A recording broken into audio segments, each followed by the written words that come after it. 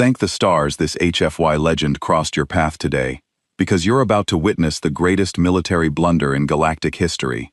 The Vorath Empire had made plenty of spectacular mistakes over the centuries.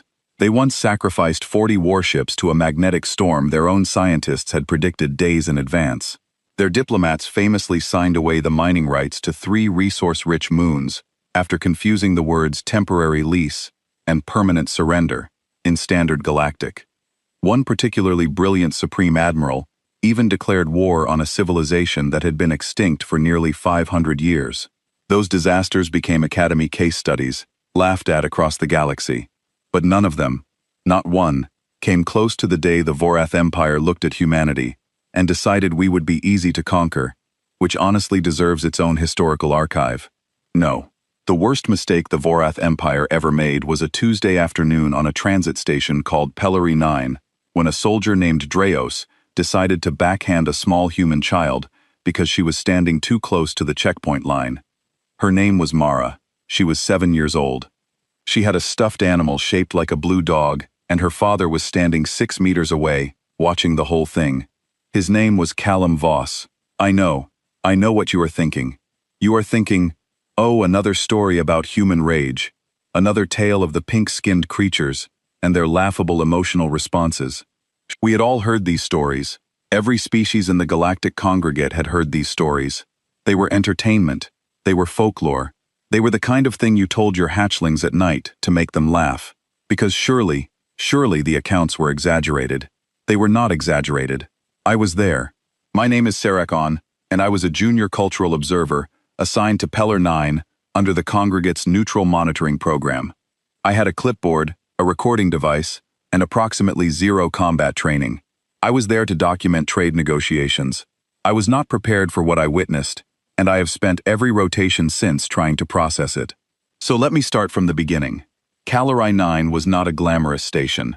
It sat at the edge of Vorath-controlled space like a tooth that needed pulling, a rusted commercial hub with 17 docking bays, a market district that smelled like fermented grain and engine coolant, and a population of roughly 12,000 beings from 40 different species. Humans had been operating a small trade post there for about 6 standard years. They called their district Voss Corner because, as it turned out, most of the humans there were either related to or employed by one Callum Voss, who had apparently decided that the edge of Vorath-controlled space was a perfectly reasonable place to build a family business. I had met Callum Voss twice before the incident. The first time was during a routine documentation visit where he offered me something he called coffee, which I declined, and then he drank 3 cups of it himself while describing his supply chain logistics in more detail than I needed or wanted. He was by most external measurements unremarkable. Medium height for a human, somewhere in the age range they call mid-40s, with hair the color of storm clouds, and eyes that were a very ordinary shade of brown. He spoke calmly. He smiled often. He had a habit of tilting his head slightly when he was listening, like he was filing away everything you said into some internal cabinet he might refer to later. The second time I met him, he was teaching his daughter how to play a board game, and she kept cheating, and he kept letting her. And when I asked him about it, he just shrugged and said, "She is 7. She is learning the game.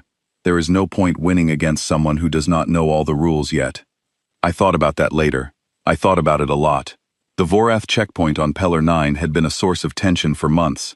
The Empire had been slowly tightening its administrative grip on the station, which was their standard operating procedure, before a formal annexation. First you establish checkpoints, then you establish curfews, then you establish a garrison, then one morning you wake up, and the station is not a neutral commercial hub anymore. It is a Vorath administrative outpost, and if you want to leave, you need 17 forms of documentation and a good reason. The checkpoint guards were not chosen for their customer service skills. Dreos, in particular, was a specimen of the Vorath military philosophy made flesh. He was large even by Vorath standards, with the gray-green scaled hide of the northern breeding lines, and a facial structure that communicated approximately one emotion, which was contempt. He wore his rank badge with the specific pride of someone who knows he is small within a large institution and compensates by being as unpleasant as possible to anyone with less authority than himself. On the afternoon in question, the checkpoint line was long. There had been a supply delivery that morning, and half the station seemed to be moving cargo through at once.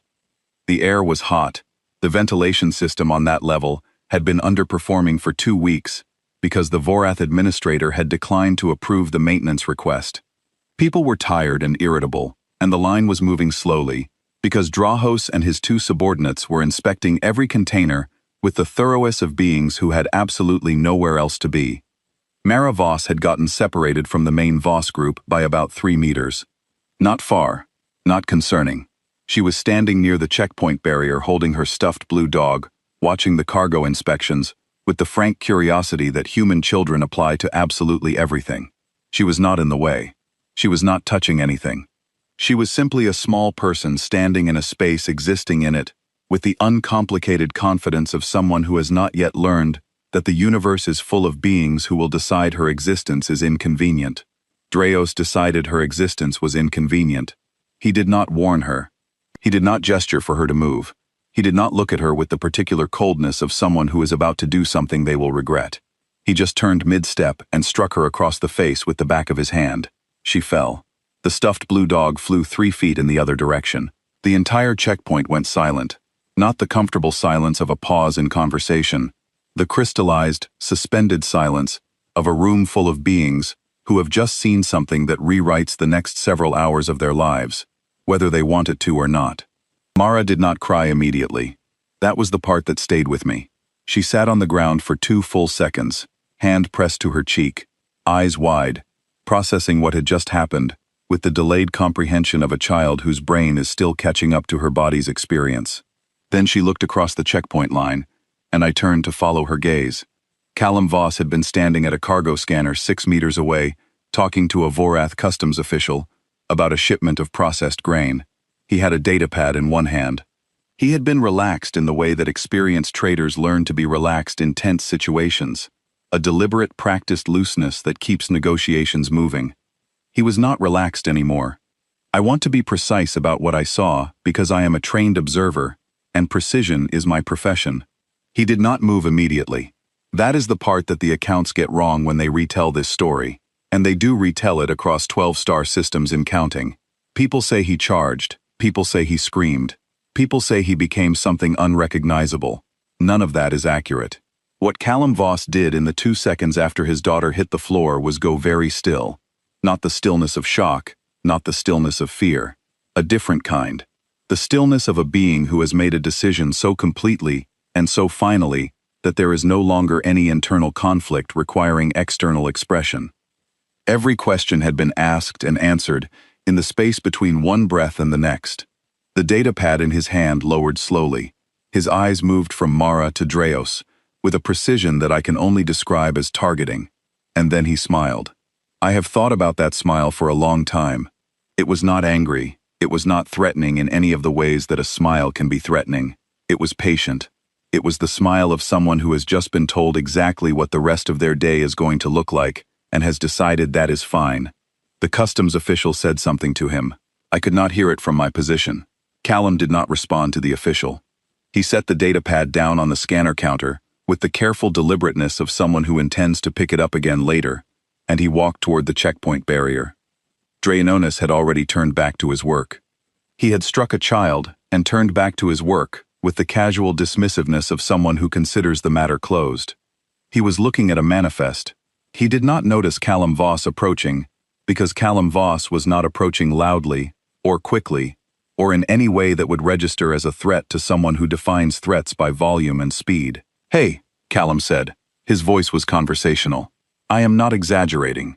He said it the way you might say it to a friend you spotted across a market. Hey, here I am. Nothing alarming. Drahos turned. What happened next took approximately 4 seconds. I am not going to describe it in detail, partly because this is a record intended for congregate archives, and partly because I genuinely could not track all of it with my eyes. What I can tell you is that Drahos weighed approximately 240 kilograms, that Vorath guards at checkpoints are armed with a standard sidearm, a contact baton, and a secondary blade, and that at the end of those 4 seconds, none of those things were in Drahos's possession, and Drahos was on the floor, and Callum Voss was standing over him, holding the contact baton with the loose-wristed grip of someone who has used one before. He was not breathing hard. He looked down at Draus the way you look at a task you have completed. Then he turned, walked back to where Mara was sitting, sat down on the floor beside her, and picked up the stuffed blue dog. He handed it to her. She took it.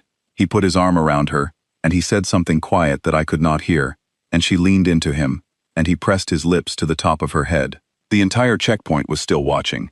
The two other Vorath guards were also still watching, which was interesting because they had not moved to assist Draos, which told me something about the internal politics of that particular posting that I did not have time to analyze right now. What I did have time to notice was that 3 other humans from the Voss trading group had appeared, as if from the walls themselves, positioned at the 3 exits of the checkpoint level. I had not seen them arrive. I did not know when they had arrived. They were not doing anything threatening. They were just present, standing in doorways with their arms at their sides and their eyes on the checkpoint. One of them, a tall woman with dark red hair pulled back from her face, looked at the Vorath guards with an expression that I can only describe as an invitation. Not to fight. Not exactly. More like a question. A very direct question. It sounded like, "Is there anything else?" There was not anything else. Draos was removed by his subordinates. Mara Voss was taken with her father and her stuffed blue dog back to the Voss Corner district. I filed an incident report with the Congregate Monitoring Office, in which I attempted to describe what I had witnessed with professional neutrality. And then, I sat in my office for about an hour, just thinking I had seen interspecies altercations before. I had documented 37 of them across 4 postings. I understood combat. I understood threat responses. I understood protective instinct as a biological mechanism. What I did not understand, and what I spent that entire hour failing to understand, was the smile. Because here is the thing about Callum Boss's smile that I have not mentioned yet. Here is the part that the retelling always skips, because it is uncomfortable and strange, and does not fit cleanly into any narrative framework the rest of the galaxy uses. He was still smiling when he sat down next to Mara. Not the targeting smile, a different one, softer. The one he had worn when she was cheating at the board game. Like none of this had cost him anything. Like this was just another part of the day. I did not understand it then. I understand it now. The Vorath response came in 3 stages, which is their standard protocol for what they classify as a civilian resistance incident. Stage 1 is administrative, a formal demand for the individual responsible to present themselves to the garrison authority for processing. Stage 2 is punitive. If the individual does not comply, their associates and dependents face restricted movement. Stage 3 is demonstrative. If restriction does not produce compliance, an example is made. The Vorath administrator on Pellar 9 was a man named Vorak Sen, and I want to be fair to him here. I genuinely do, because history has not been kind to Vorax, and some of that is his own fault, and some of it is circumstance. He was a mid-level bureaucrat who had been assigned to Pellar 9 because his political connections were adequate but not exceptional. And he had been managing the slow annexation process for 3 years without any significant complications. He was competent, he was not creative, and he was fatally working from a playbook that had been written for situations that did not include Callum Voss. He issued the Stage 1 demand within 2 hours of the checkpoint incident. Callum Voss sent back a response that I will quote directly from the official communication record because it deserves to be preserved exactly as written. Thank you for your message. I am available for a meeting at your convenience. I would suggest you bring someone who can discuss the legal parameters of checkpoint authority over non-Vorath nationals under the Polari Commerce Accords, specifically clauses 7 through 14, as I will have questions. Also, your guard struck my daughter. I would like that, addressed formally before any other discussion. Proceeds best regards. Callum Boss. Vorax read this message and made a mistake. And made a mistake. He interpreted it as negotiation. It was not negotiation. It was notification. The meeting was scheduled for the following morning in the administrative wing of the station's central hub. I attended as a congregate observer, which I had formally requested permission to do, citing the ongoing documentation of the annexation process, and which Voroxen had approved because, having a congregate observer present, gave the proceedings an air of legitimacy that he wanted. Callum Voss arrived alone. No legal representation, no associates, no visible backup of any kind. He was wearing clean work clothes and carrying a single document folder, and he looked for all purposes like a man who had come to a meeting. Vorax had 8 guards in the room. I noticed that Callum noticed the 8 guards in the same way that you or I might notice a minor architectural detail with brief acknowledgement and no particular feeling about it. He sat down. Voracek began, as Vorath officials always begin with the formal recitation of grievances. The incident at the checkpoint, the assault on an Imperial officer, the disruption of administrative process, the required response under Imperial Code. Callum listened to all of it. He had his hands folded on the table. He nodded occasionally. He waited until Voracek finished. Then he opened his document folder. Clause 9 of the Polari Commerce Accords, he said, states that Imperial security personnel operating within commercial zones, designated as multinational, do not hold authority to physically compel or discipline non-Vorath nationals unless those nationals present an active security threat. My daughter is 7 years old. She was not presenting a security threat. Therefore, under the terms your empire signed, when it was granted administrative co-authority over this station, the action taken by your guard was not legal. He placed the document on the table. I would like a formal acknowledgement of that in writing before we proceed. Voracek looked at him. Voracek looked at the 8 guards. Voracek looked back at him. You struck an Imperial officer. Voracek said, I defended my child. Callum said, those are different things. You know they are different things. That is why you have not arrested me already, because you know that any formal proceeding will require you to justify the original action, and you cannot justify it under the accords you are legally bound by. There was a silence. It was not a comfortable silence. The Empire, Voracek said carefully, does not recognize the accords as superseding Imperial authority within administrative zones. The Empire, Callum said, just as carefully signed them. Another silence. Mr. Voss Var XN said, I want to be clear about something.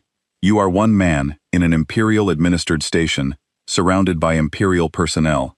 Whatever legal argument you believe you have, the practical reality of your situation is what Callum said. He said it pleasantly, curiously even. The way you ask a question you genuinely want the answer to. Voracek did not finish the sentence, and I wrote in my observation notes in handwriting that was slightly less steady than my professional standard. Something is wrong. I do not know what it is yet. But something is very wrong with this situation, and I think I am the only person in this room who is correctly afraid. I was right, but not in the way I expected. Let me tell you what Voracek did not know. He did not know that Callum Voss had spent 11 years before his trading career as a field operative for a human organization called the Reach Directorate, which, depending on who you ask, either does not exist or is responsible for approximately 40% of the quiet political shifts in human-adjacent space over the last 2 decades. He did not know that the trading group operating out of Voss Corner was not, strictly speaking, only a trading group. He did not know that the 3 humans who had appeared at the checkpoint exits the previous afternoon had not appeared by coincidence or instinct. But because Callum Voss had sent a signal from his wrist communicator in the half-second between setting down his datapad and walking toward Dreos, he had planned it. Not the incident itself, but the response to the incident. The response had been planned for months, in the quiet way that experienced operatives plan for contingencies they hope will never arrive, but prepare for anyway. Because hope is not a strategy. I did not know any of this during the meeting. I found it out later in pieces from sources I am not going to name in a document that will eventually enter the Congregate's General Archive. What I can tell you is that by the time Callum Voss sat down across from Voracek with his document folder and his folded hands, he had already done 3 things that Voracek did not know about. First, he had sent a full recording of the checkpoint incident with legal annotation referencing the Polari Commerce Accords to the Congregate's Judicial Monitoring Division, not a complaint. A formal evidentiary submission time-stamped, certified, and copied to 4 separate Congregate member species diplomatic offices, including 2 who had been looking for a procedural lever against Vorath expansion in this sector for the better part of a decade. Second, he had spoken via encrypted communication with someone he referred to in later accounts only as the Bridge, which I believe to be a contact within the Vorath internal administration itself, someone who had their own reasons for wanting Voracek's annexation timeline disrupted. Third, and this is the part that I think about most often, he had made sure Mara was on a transport off Pellery 9x6 in the morning, safe, gone, out of reach of anything that was about to happen. He had sent his daughter away before he walked into that meeting room. Think about what that means. Think about what kind of person does that. How completely and coldly they have assessed the situation. how certain they are of the shape of the next several hours. He knew before he sat down exactly how this was going to go. He was not there to negotiate. He was not there to be intimidated. He was there to document on official record the precise moment when the Vorath administration chose to threaten him rather than address the legal complaint. Because that moment was the peace he needed, and Vorison handed it to him. "The practical reality of your situation," Vorison said, completing the sentence he had left unfinished, apparently deciding that authority required him to finish it after all, "is that this station is under Imperial administration, and individuals who assault Imperial personnel do not simply walk out of administrative meetings." Callum looked at him. "So I am being detained," he said. "You are being held for processing under which clause of the Commerce Accords under Imperial Code 7, Section 42, which supersedes the Accords, which takes precedence in matters of Imperial security?" Callum nodded slowly. He reached into his document folder and placed a second sheet on the table. "I want to be clear," he said, "that I am noting for the record that I am being detained without charge under a claimed Imperial authority that contradicts the treaty obligations of this station. I am also noting that I have requested a formal acknowledgement of the original incident, and that request has not been addressed." He looked up. "Is there a congregate observer present who can confirm this record?" There was a pause. Everyone in the room turned to look at me. I looked at my notepad. I looked at Callum. I looked at Vorax. "Yes," I said. "I can confirm." My voice was steadier than I expected. Given that my hands were not, Vorax's expression did not change. But something behind his eyes shifted. The way a calculation shifts when a new variable enters the equation and ruins all the previous working. He had not thought about the observer. He had approved my presence thinking it would add legitimacy to his proceedings, and it had just not to the proceedings he intended. "Take him to holding." Vorax said. The guards moved. And this is where I need to be precise again, because this is the part the stories get most wrong. Callum Voss did not resist. He stood up. He straightened his jacket. He allowed two of the guards to take his arms, and he went with them cooperatively. And as he passed my position at the side of the room, he looked at me with the most ordinary expression you have ever seen on a human face and said, "Make sure your recording device is backed up to an off-station server." Then he was gone. I backed up my recording device to an off-station server. The holding level of Pellar 9's administrative wing was not a comfortable place. It was designed to hold cargo disputes and permit violations mostly, and the cells were industrial and graceless, with slab benches and ventilation that sounded like an argument between two machines that hated each other. There were 12 cells on that level, and on the afternoon of Callum Voss's detention, 11 of them were empty. He was in the 12th. I know what happened in that cell over the next 4 hours, because of the station's internal monitoring system, which as part of the congregate's oversight mandate, I had access to review after the fact. What happened in that cell over the next 4 hours was nothing. Callum Voss sat on the slab bench. He looked at the wall. Occasionally, he closed his eyes. He did not pace. He did not demand to speak with anyone. He did not attempt to contact the outside through any visible means. He just waited with the focused patience of something geological outside the cell. The station was not waiting. The congregate's Judicial Monitoring Division received the evidentiary submission and flagged it for priority review within 40 minutes of the meeting. 2 of the diplomatic offices that had been copied sent formal inquiries to the Vorath Administrative Office on Pellar 9 within the hour. The 3rd sent an inquiry directly to the Vorath Imperial Diplomatic Bureau, which meant it was now a problem for people significantly more senior than Vorax. The 4th, a species called the Dawn, who had a long memory and a specific grievance with the Vorath Empire dating back to the Sector 8 border disputes, sent their inquiry to 3 separate news distribution networks. The story was published within 2 hours. A human child, a Vorath checkpoint guard, a father, and an empire that had detained that father for the legal complaint he had filed about it. I want to be fair to the Vorath Empire here, as I wanted to be fair to Voraxen. They are not uniquely villainous. They are in many respects a thoroughly ordinary empire, which means they are very good at expanding and very bad at knowing when to stop. They had absorbed 32 systems in the last century, using the same playbook, and it had worked 32 times, and there was no mechanism in their institutional memory for recognizing when the conditions had changed.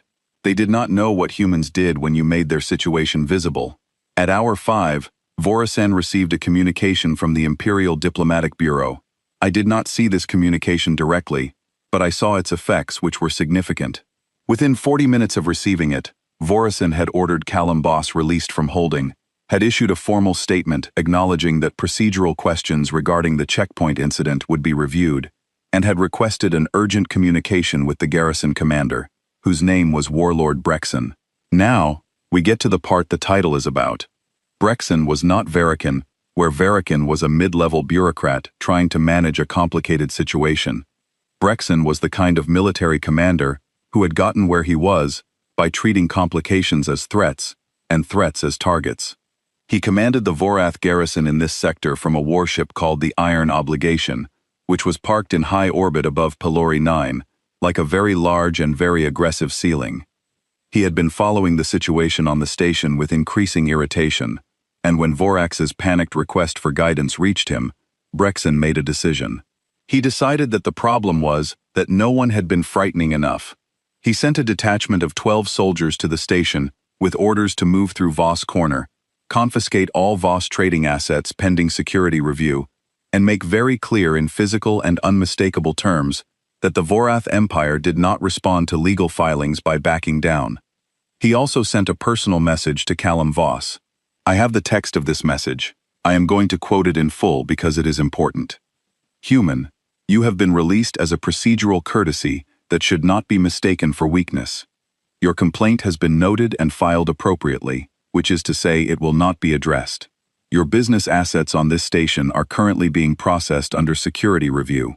If you choose to escalate this matter further through any channel, including the congregate oversight bodies you have been communicating with, I will ensure that Pelori 9's operating licenses are reviewed for compliance with new Imperial administrative standards, which will result in the closure of every non-Ver operation on this station. I am giving you this warning because I prefer efficiency to unnecessary conflict. Stand down, Warlord Brexen. Callum Voss received this message approximately 4 minutes after being released from holding. He read it according to the station's corridor monitoring while walking back toward Voss Corner. And when he finished reading it, he stopped walking for a moment and stood in the corridor. Then he made a call. I do not know who he called. The communication was encrypted at a level I do not have access to even now. What I know is that the call lasted 90 seconds, and when it ended, Callum Voss put his communicator in his pocket, and he went back to his office, and he started making coffee. I genuinely believe he already knew what was going to happen. I believe he had been waiting for Brexen to do exactly this. The 12 soldiers arrived in Voss Corner 40 minutes later. They were thorough. They were aggressive. They broke things that did not need to be broken, as soldiers sometimes do when they have been given permission to be unpleasant. They loaded cargo containers onto transport carts with the specific carelessness of authority asserting itself. Several of the non-human traders in the adjacent market sections watched from their doorways, because at this point, the entire station knew what was happening, and opinion on how it would resolve was divided primarily along the lines of how much each individual had personally experienced Vorath administrative courtesy. What they found when they arrived at the main Voss Corner warehouse was Callum Voss sitting at a table outside with a cup of coffee watching them. He watched them move through the district. He watched them take inventory. He watched them break 2 of his display cases, which for the record contained processed grain samples and were not a security threat by any measure. He watched all of this with the expression of a person who is being rained on and has already decided that getting wet is fine. Then one of the soldiers, apparently feeling that the watching was itself some kind of defiance, walked up to him and told him to go inside. Callum looked at the soldier. No, he said. The soldier reached for him, and then the red-haired woman was there. I told you about her before, the one who had been standing in the checkpoint exit with the question in her eyes. Her name was Petra Voss, Callum's sister, and she had come from somewhere that I once again could not track. And she was not alone. There were 6 humans behind her, and 2 of them were carrying equipment cases that I recognized as long-range communication arrays, not weapons. Communication arrays. What are those for? The soldier demanded. Broadcasting, Petra said. Broadcasting what? This, she said. And she pointed at the array that was already active and already transmitting, not just to the congregate monitoring office, but to the 17 news networks that had picked up the story in the previous 5 hours, and to the diplomatic offices, and to a public channel that had been opened under the title Live Vorath Military Action Against Civilian Traitors. Pylori 9. The soldier looked at the camera. The camera looked back. "We have been broadcasting," Petra said pleasantly, "for about 20 minutes. I will compress the next part because the documentary record covers it extensively, and I was not present for all of it. What happened in brief is this. The live broadcast was viewed by approximately 400,000 beings across 12 systems within the first hour. The images of soldiers breaking display cases full of grain samples were apparently not a compelling demonstration of imperial strength. The Congregate's Judicial Division, which had already flagged the evidentiary submission, issued a formal inquiry to the Vorath Imperial Administration within 2 hours. 3 Congregate member species recalled their trade representatives from Vorath administrative stations pending review. The Duron, who once again proved themselves the most committed participants in this entire affair, filed a motion with the Congregate Council to review Pylori 9's administrative status entirely. Brexon received all of this information in the span of about 90 minutes, and his response was to do the thing that had gotten the Vorath Empire to its current position of 32 absorbed systems, which was to treat a political problem as a military one. He ordered a weapons lock on Pylori 9's commercial docking bays.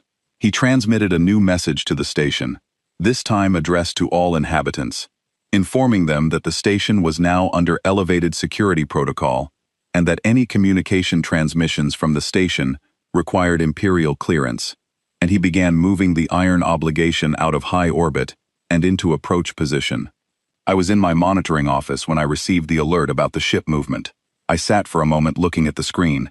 Then I made my own communication to the Congregate's Emergency Monitoring Center, and I said in the precise language required for a formal incident escalation that I believed Pylori 9 was in danger of an unauthorized military action against a multinational civilian population.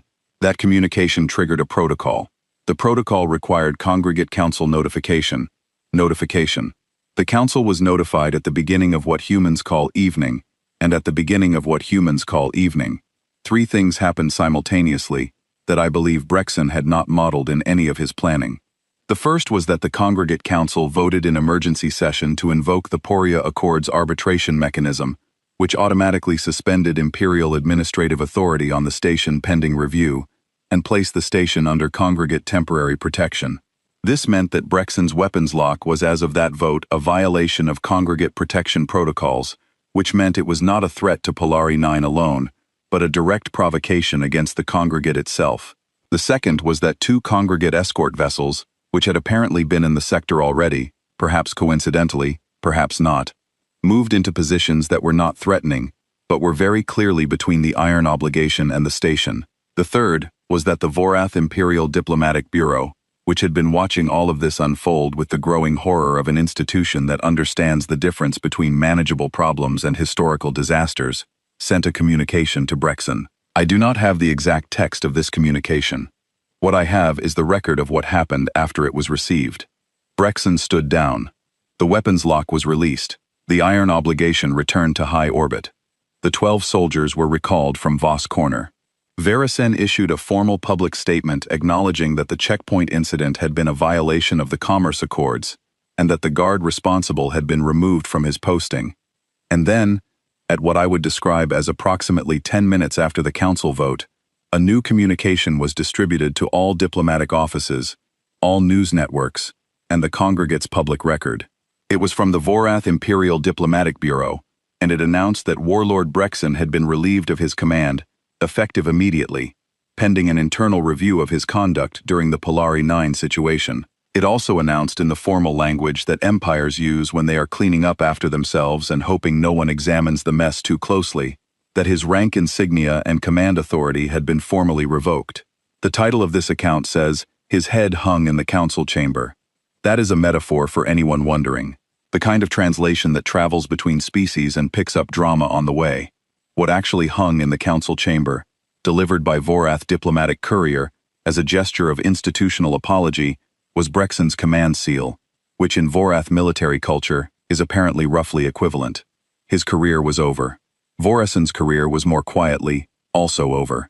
He was reassigned to a posting so distant and so administrative that it amounted to the Vorath Empire telling him, in the diplomatic language of bureaucratic punishment, to go think about what he had done. Drahos, the guard who had struck Mara, was charged under Vorath military code with conduct unbecoming and dismissed from service. This was the only piece of the outcome that was not in any way surprising. Empires are very good at sacrificing the people at the bottom of the hierarchy when the people at the top need the problem to go away. I do not know what happened to Drahos after that. I do not think about it much. I ran into Callum Voss 2 days after the resolution.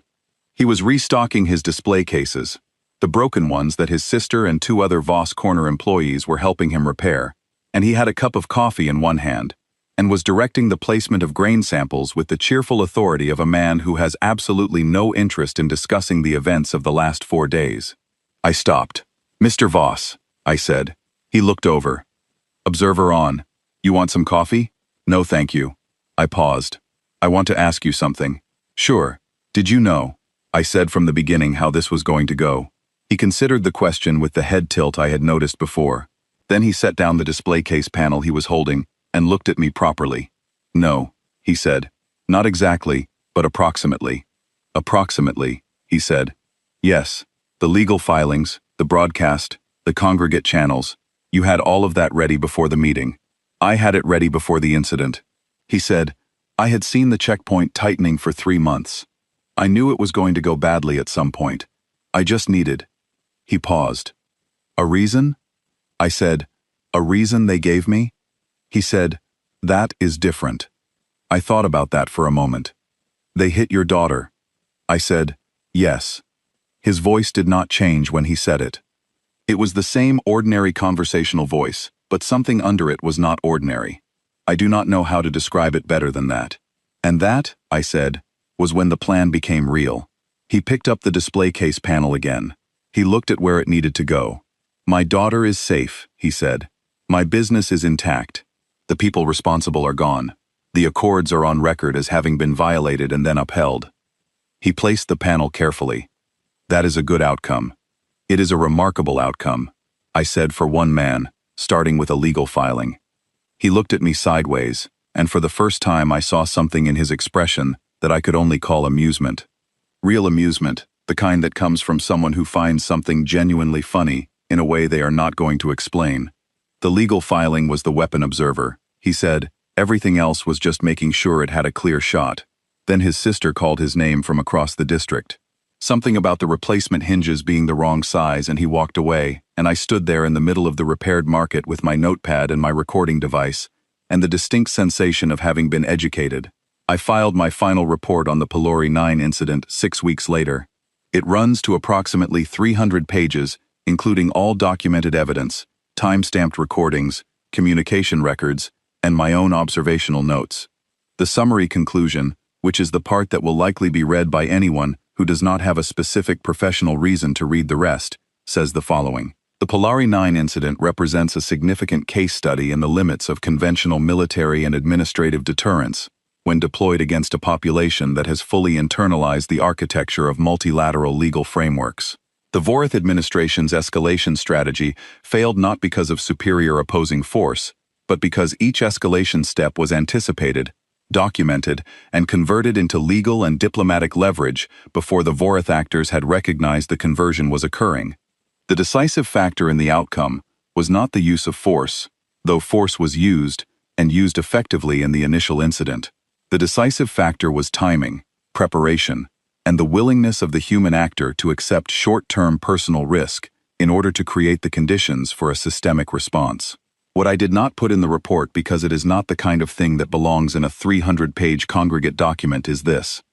The whole thing started because a man saw his daughter fall, and the smile, the patient, unhurried, completely certain smile of a person who has looked at the situation and found it manageable. Not because it was easy, not because it was safe, but because there are people in this galaxy for whom the calculation is simple, and the calculation is, you do not get to do that. Not to mine, not ever. And everything else? The legal filings, the broadcasts, the diplomatic channels, the 90-con phone call, the backed-up recording device, all of it is just the shape of what that calculation looks like when it moves through the world. I asked Callum Voss as a final question during that last conversation in the market, whether he had been afraid. He thought about it honestly, which I appreciated, not of them. He said, of what then?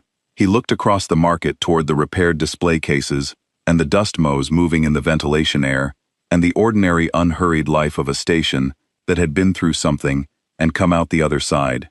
Of not being fast enough, he said. Then he went back to work. I closed my notepad. Somewhere on a transport moving through open space, a 7-year-old girl was holding a stuffed blue dog, and the Vorath Empire was learning, slowly, and at significant cost, the lesson that every empire eventually learns. There are easier systems to annex than the ones with humans in them. What part of this story got you the most? Let me know in the comments. And if you enjoy Witness, this like and subscribe is why God gave humans such an unbreakable will. No force in the galaxy can hold us back. God brought you here for a reason. If you believe in the power of the human spirit, hit subscribe. Join the Golden Age. See you among the stars.